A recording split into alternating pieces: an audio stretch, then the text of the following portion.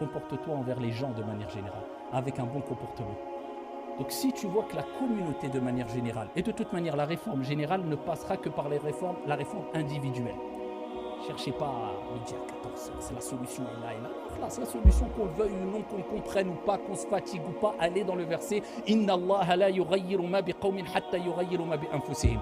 Fatiguez-vous autant que vous voulez, si vous n'avez pas compris ça, vous n'avez rien compris.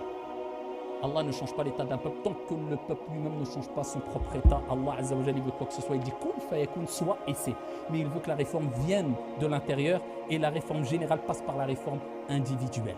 Et quand tu vois de manière générale la communauté qui a des déficiences dans le comportement alors qu'on doit être exemplaire, c'est qu'on est loin et c'est qu'il y a un gros problème. Et on n'est pas prêt d'alourdir nos balances en continuant comme ça. Et ça commence où? Dans les mosquées quand tu ranges tes chaussures, dans les salles d'ablution, quand tu te déplaces dehors, dans le marché, quand tu rencontres une personne, quand tu prends ta voiture et tu te gares avec ton voisin, quand tu jettes la poubelle, quand tu... Du civisme. Husnul khuluq. La bonne moralité. Dans toute relation, la bonne moralité. Le prophète alayhi salatu wassalam, il a dit Idha atakum man tardawna dinahu wa khuluqahu fazawwiju. Si l'un d'entre vous vient pour se marier, quelqu'un veut se marier avec une femme, avec votre fille, et qu'il a la religion, il a dit que la religion, le prophète alayhi salatu wassalam.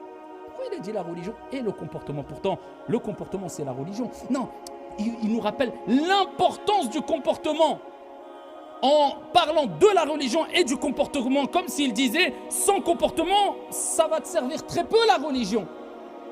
Al-khuluq, husnul khuluq.